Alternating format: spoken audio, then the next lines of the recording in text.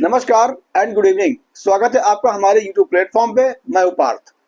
भारत के 53वें chief justice of India justice Suryakant होंगे, यानी कि भारत के 53वें चीफ जस्टिस ऑफ इंडिया यानी भारत के मुख्य न्यायाधीश जस्टिस सूर्यकांत होंगे। ये घोषणा वर्तमान में भारत के chief justice of India BR Gavai ने की है। 24 नवंबर को सूर्यकांत जी पदभार ग्रहण करेंगे।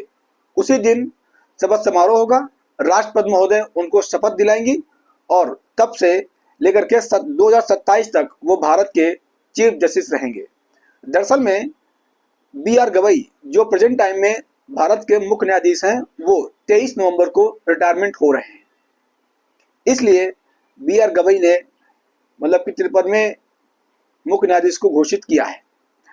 अब बड़ा प्रश्न ये है कि आखिरकार ये जो घोषणा की जाती है ये किस प्रोसेस के अकॉर्डिंग की जाती है। तो चलिए उसी पर चर्चा करते हैं कि आखिरकार ये घोषणा कैसे की जाती है। देखिए, CJI यानी सूर्यकांत को डिक्लेयर किया गया। अब देखिए, दरअसल में क्या है कि एक कोलेजियम प्रणाली है, यानी कि कोलेजियम सिस्टम है, उसके अकॉर्डिंग यानी कि उसके अकॉर्डिंग ही भारत के जो अगले मतलब चीफ जस्टिस ऑफ इंडिया होता है उनका डिक्लेरेशन किया जाता है। अब देखिए इसमें होता क्या है, कोलेजियम सिस्टम। देखिए इस सिस्टम में क्या होता है, इस सिस्टम में भारत के मुख्य न्यायाधीश होते हैं यानी कि CJI होते हैं, प्लस सुप्रीम कोर्ट के 4 जज होते हैं यानी कि 4 जजेस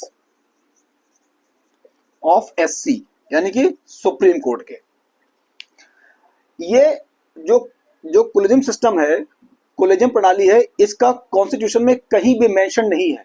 यानी कि भारत के संविधान में जो कोलेजियम सिस्टम है इसका कहीं भी जिक्र नहीं किया गया है। ये सुप्रीम कोर्ट द्वारा बनाई हुई एक अपनी ही व्यवस्था है, समझे।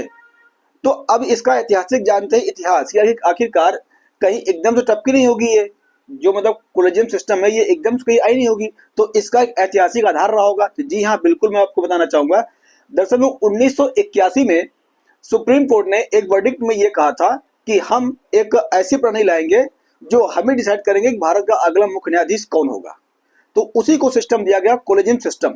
इसमें ये होता है, 1981 में ये कहा था कि मतलब कि कोलेजियम सिस्टम होता है मतलब परामर्श यानी कि सहमति।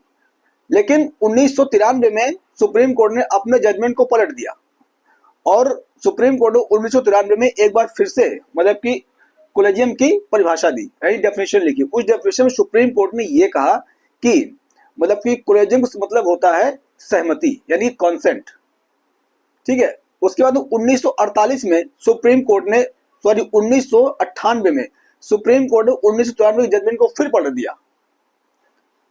पलटते हुए उसने कहा कि मतलब कि जो कोलेजियम सिस्टम है इसका वास्तविक मीनिंग होता है सहमति यानी कि कॉन्सेंट, और इसी आधार पर राष्ट्रपति अगले मुख्य न्यायाधीश का शपथ दिलाएंगे और उसको अपॉइंट करेंगे। तो ये कुछ रहा ऐतिहासिक आधार कोलेजियम सिस्टम का। अब इसका आपको पता होगा कि 1914 में जब मोदी सरकार आई थी, तो 2014 में मोदी सरकार ने एक नई व्यवस्था लाए थे सुप्रीम कोर्ट के जजेस को मतलब कि बदलने की। तो मतलब अच्छा, इसका अर्थ मतलब कि अब इसका उद्देश्य क्या होता है। जो कोलेजियम सिस्टम होता है इसका उद्देश्य ये होता है कि भारत के जो भी जजेस हैं उनको ट्रांसफर, उनको अपॉइंटमेंट्स करने की व्यवस्था है। 2014 में पार्लियामेंट ने एक बिल पास किया था, NJAC यानी कि नेशनल जुडिशियल अपॉइंटमेंट कमीशन। ये मतलब कि ये व्यवस्था इसलिए दी गई थी पार्लियामेंट द्वारा कि जो कोलेजियम सिस्टम है इसको समाप्त करके NJAC नई व्यवस्था कायम की जाए। लेकिन माननीय सुप्रीम कोर्ट ने NJAC सिस्टम को मतलब कि एबॉलिश कर दिया यानी कि नल एंड वॉइड कर दिया, और ये कहा कि इससे जो देश की जुडिशरी का जो इंडिपेंडेंसी है वो कहीं ना कहीं वॉलेशन होगा। इसलिए हम NJAC सिस्टम को ही नल एंड वॉइड करते हैं और जो हमारी पुरानी व्यवस्था है यानी कोलेजियम सिस्टम जो हमारा जो है वही बरकरार रहेगा।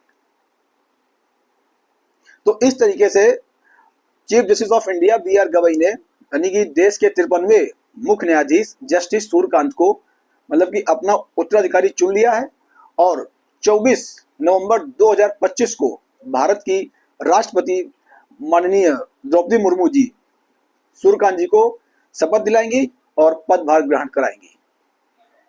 ये जो टॉपिक है ये यूपीएससी मेंस GS2 से मतलब किससे कंसर्न है, आप इसको एक बार जरूर पढ़ लीजिए। आपका बहुत बहुत धन्यवाद। जय हिंद, जय भारत।